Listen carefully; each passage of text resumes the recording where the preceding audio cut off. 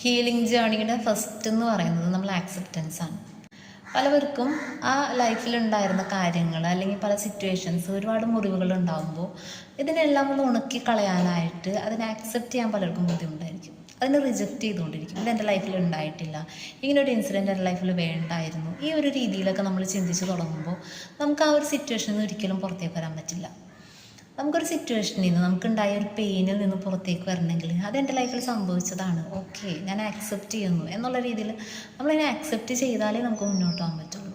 അല്ലാതെ നമ്മളതിനെ റിജക്റ്റ് ചെയ്തുകൊണ്ടിരുന്നിട്ടുണ്ടെങ്കിൽ ഒരു ബൂമറാങ് പോലെ അത് വീണ്ടും വീണ്ടും നമ്മളിലേക്ക് വന്നുകൊണ്ടിരിക്കും. ഇത് ഒരു സ്ട്രഗിളിങ് ഫേസാണ്. കാരണം പലതരത്തിലുള്ള ബുദ്ധിമുട്ടുകൾ നമുക്ക് ഈ ഒരു ഫേസിലുണ്ടാകാം. പക്ഷേ ഇതിൽ നിന്നും ഒരു നെക്സ്റ്റ് ഫേസിലേക്ക് നമ്മളെ തന്നെ ഒന്ന് എഴുന്നേറ്റ് നിന്നിട്ട് നമ്മളെ തന്നെ നമുക്ക് സെൽഫായിട്ട് സ്ട്രെങ്ത് കൊടുത്തിട്ട് നമ്മളെ നെക്സ്റ്റ് ഫേസിലേക്ക് നമുക്ക് പോകാൻ പറ്റും എന്നുള്ളതാണ്. അതല്ലെങ്കിൽ ഈ ഒരു പെയിന് പറഞ്ഞിട്ട്, ഈ ഒരു വൂണ്ട് വെച്ചിട്ട് നിങ്ങൾക്ക് ജീവിതകാലം മുഴുവൻ ജീവിച്ചു തീർക്കാൻ പറ്റും. ഏത് വേണം എന്നുള്ളത് നിങ്ങൾ തന്നെ തീരുമാനിക്കുക.